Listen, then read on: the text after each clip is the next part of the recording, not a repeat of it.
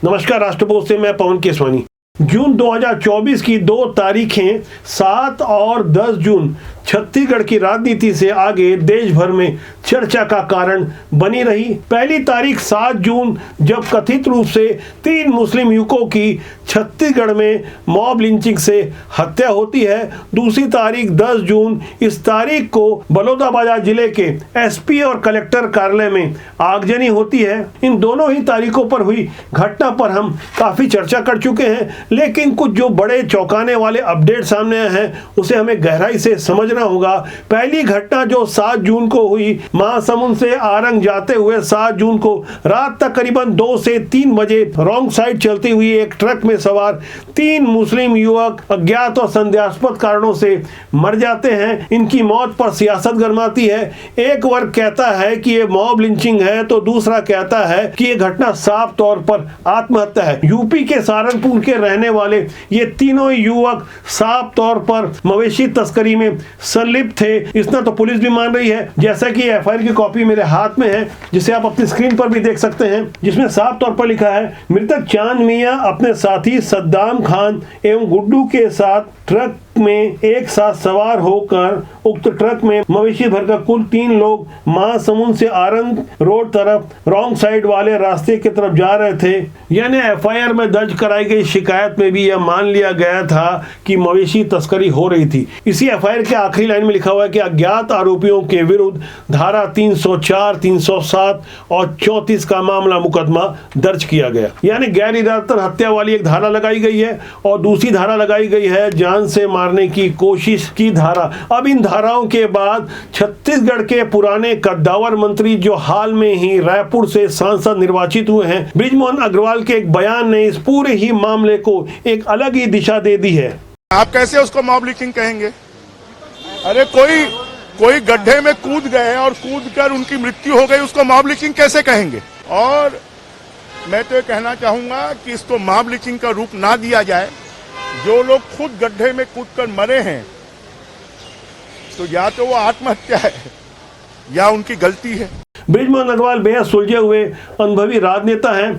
8 बार लगातार रायपुर से विधायक निर्वाचित होते रहे, कई बार मंत्री रहे। वो जो कुछ भी कहते हैं सोच समझ के कहते हैं, नाप तोल के कहते हैं। जैसा कि सुना, उन्होंने साफ तौर पर कह दिया, मरने वाले यूपी के जो युवक थे उन्होंने आत्महत्या की है। बृजमोहन अग्रवाल वही बात कह रहे हैं जो हिंदूवादी संगठन बजरंग दल और विश्व हिंदू परिषद जेल भरो आंदोलन के माध्यम से कह रहे थे। सरकार और सिस्टम के विरुद्ध आक्रोश प्रकट करते हुए एक बड़ा प्रश्न खड़ा किया जा रहा था कि धारा 307 और 304 एक साथ कैसे लगाई गई है। रात अंधेरे 2 से 3 बजे मारते हुए जब कोई नहीं देखा, तो ऐसे में 4 हिंदूवादी युवकों की गिरफ्तारी कैसे हो गई? दरअसल ये गिरफ्तारी तब हुई जब मुस्लिम समाज के लोग सड़कों पर निकल कर आए, सीधे तौर पर सरकार को चुनौती दे रहे थे। जिस तरह की भाषा का इस्तेमाल कर रहे थे उसे साफ तौर पर भड़काऊ भाषा कहा जा सकता है।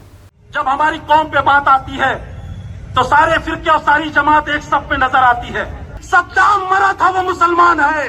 बीरनपुर में जो घटना हुई थी वो मुसलमान है। कतई बर्दाश्त नहीं किया जाएगा। खुदा की कसम, तुम पैदा होते हो जीने के लिए और हमारी कौम पैदा होती है मरने के लिए, याद रखो।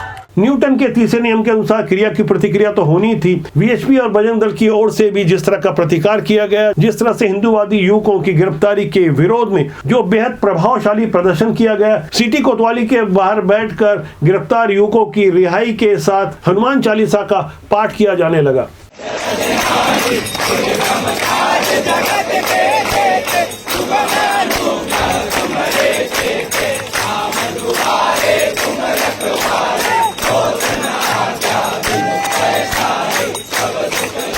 मलेच्छ जो सहारनपुर से आते हैं, जिनको पता नहीं है कि पुल के नीचे पानी है कि नहीं, रात के अंधेरे में कूद करके पत्थर में मर जाते हैं। अरे भैया, जो राम और गाय और सनातन का विरोधी होता है उसके लिए समुद्र भी सूख जाता है, महानदी सूख गई।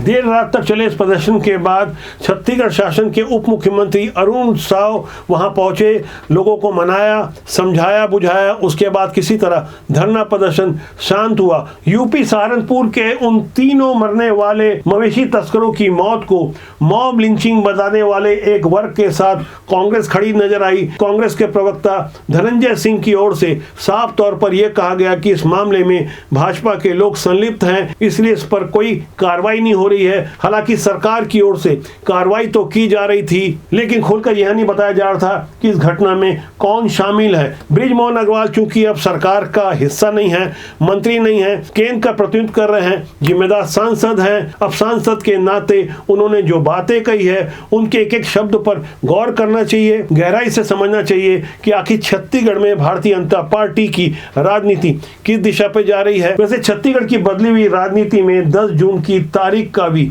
एक अहम स्थान होगा। मैं जिस दूसरी तारीख की बात कर रहा हूं, उस तारीख को बलौदा बाजार के एसपी और कलेक्टर कार्यालय में जिस तरह से आगजनी हुई, जिस तरह से पेट्रोल बम का इस्तेमाल किया गया, आरोप लगे कि कुछ बाहरी तत्व इसमें शामिल थे, बड़ी संख्या में गिरफ्तारियां भी हुई। सरकार के दो जिम्मेदार मंत्रियों की ओर से साफ तौर पर कांग्रेस विधायक देवेंद्र यादव की भूमिका को रेखांकित किया गया कि आखिर वो सतनामी समाज के कार्यक्रम में किस तरह से घुसपैठ कर गए, किस तरह से बाहरी तत्व उसमें शामिल हुए, कांग्रेस इस साजिश में शामिल है, यह साफ तौर पर मंत्री दयालदास बघेल का कहना था। इस पूरी घटना के पीछे की जो असल वजह थी, पवित्र अमर गुफा के सामने जैत खाम को जिस तरह से तोड़ा गया, उस घटना के बाद जो कार्रवाई हुई उसको विस्तार से समझने की आवश्यकता है। इस घटना के बाद छत्तीसगढ़ की राजनीति में यह माना जा रहा था कि सतनामी समाज कहीं ना कहीं सरकार और सिस्टम से नाराज हो सकता है। यही कारण है कि जो नए मंत्रिमंडल के विस्तार की बात उठ रही है,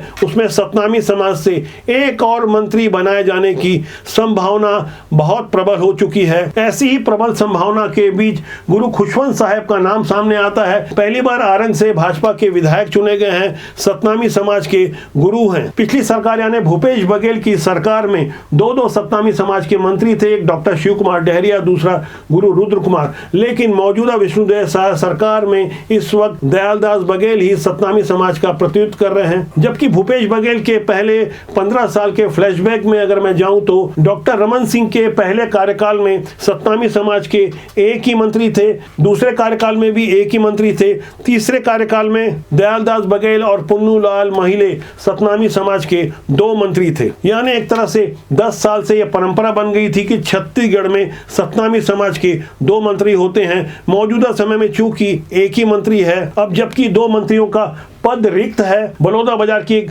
बड़ी घटना हो चुकी है। ऐसे में सरकार के ऊपर यह दबाव है कि सतनामी समाज के किसी प्रतिष्ठित विधायक को मंत्री बनाया जाए। इसके लिए गुरु खुशवंत साहब का नाम सबसे आगे आ रहा है। यह गौर करने वाली बात है कि क्षेत्रवार हिसाब से भी रायपुर संभाग से फिलहाल एक ही मंत्री है। इसके अलावा बस्तर से भी एक ही मंत्री बनाए गए हैं। सरगुजा से मुख्यमंत्री को मिला के 4 मंत्री हैं। बिलासपुर संभाग से 3 मंत्री हैं, जबकि दुर्ग संभाग से 2 मंत्री हैं। यानी जाति और क्षेत्र के हिसाब से भी रायपुर के किसी विधायक को मंत्रिमंडल में शामिल किए जाने की संभावना ज्यादा बलवती है। ऐसे में बड़ा प्रश्न यह भी खड़ा होता है कि बृजमोहन अग्रवाल रायपुर से विधायक थे, तो उनकी जगह किस सीनियर और अनुभवी विधायक को मंत्री बनाया जाए। यदि रायपुर से ही 2 मंत्री बनाए जाते हैं, तब भी रायपुर से 3 ही मंत्री बनाए जा सकेंगे। यानी क्षेत्र और जाति के हिसाब से रायपुर का पलड़ा अब भी बेहद मजबूत है। बलौदा बाजार घटना की बाद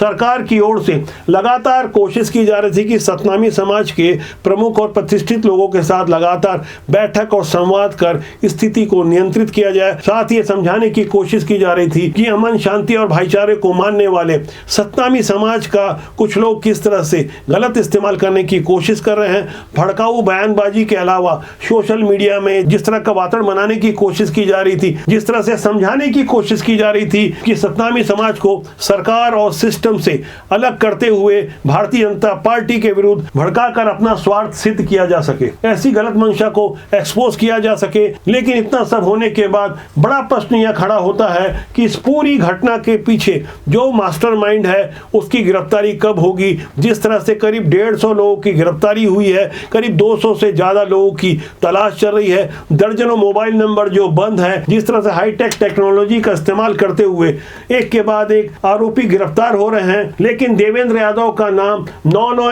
FIR में कहीं भी दर्ज नहीं किया गया है, जबकि दो मंत्रियों की ओर से साफ तौर पर देवेंद्र यादव का नाम लिया गया है। गृह मंत्री विजय शर्मा ने तो साफ तौर पर इशारा भी कर दिया, दुर्ग से कौन कौन लोग वहां गए थे, उनकी मंशा क्या थी, उन्होंने यह भी स्पष्ट कर दिया। यानी कुल मिलाकर बलौदा बाजार की घटना के बाद उठी वो आक्रोश की ज्वाला को थामने की कोशिश की जा रही है, समझाने की कोशिश की जा रही है कि सरकार सतनामी समाज के साथ है। ऐसे माहौल में हमारे पास जो पुष्ट जानकारी है, सतनामी समाज की एक बड़ी शख्सियत को मंत्रिमंडल में शामिल किया जाएगा, जिसमें गुरु खुशवंत साहब का नाम सबसे आगे बताया जा रहा है। छत्तीसगढ़ की राज्य स्तरीय राजनीति से कहीं आगे राष्ट्रीय स्तर पर भी छत्तीसगढ़ को लेकर बहुत कुछ चल रहा है। मोदी सरकार के तीसरे कार्यकाल की शुरुआत में मंत्रिमंडल के गठन के साथ ये माहौल बना दिया गया था और जिस तरह का प्रचार किया गया था कि बृजमोहन अग्रवाल मंत्रिमंडल में शामिल किए जाएंगे, उनके साथ कुछ कमिटमेंट हुई है। वहीं अलग अलग वर्गों की ओर से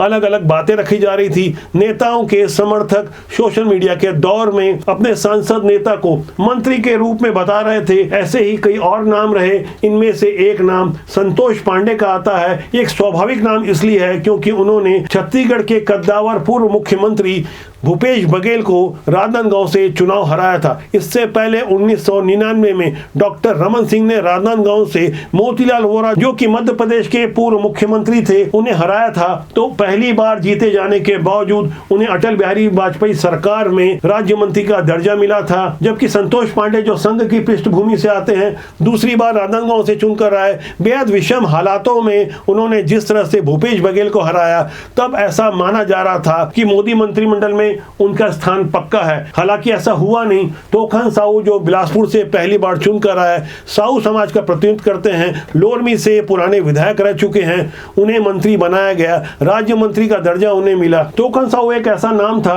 जिनकी चर्चा नहीं थी। हालांकि साहू समाज का होने के कारण ऐसा माना जा रहा है कि जातिगत समीकरण को ध्यान में रखते हुए उन्हें मंत्रिमंडल में स्थान दिया गया। लेकिन संगठन लाइन से जुड़े हुए अपनी सौम्य छवि के लिए जाने जाने वाले संतोष पांडे के पक्ष में एक बात यह स्पष्ट है कि हमेशा वो विवादों से दूर रहते हैं। जो कहते हैं खुलकर कहते हैं। पार्लियामेंट के अंदर जिस तरह से वो जनता की बातों को रखते हैं, उनकी कई पुरानी क्लिपिंग्स यूट्यूब में मौजूद है, जिसे सुनने समझने के बाद आपको यकीन हो जाएगा कि उनकी योग्यता को ध्यान में रखते हुए आने वाले समय में छत्तीसगढ़ के भविष्य के रूप में उन्हें देखा जा रहा है। भारतीय जनता पार्टी की राजनीति में मौजूदा हालात में वे बेहद स्वीकार्य चेहरा साबित हो चुके हैं। ऐसे माहौल में जब इस वक्त पार्लियामेंट का सेशन चल रहा है, उनके दिल्ली स्थित सरकारी आवास नॉर्थ एवेन्यू 173 में 2 घंटे का एक शिष्टाचार भोज चर्चा का कारण बना हुआ है, जहां संगठन के शीर्ष तो मौजूद थे, साथ ही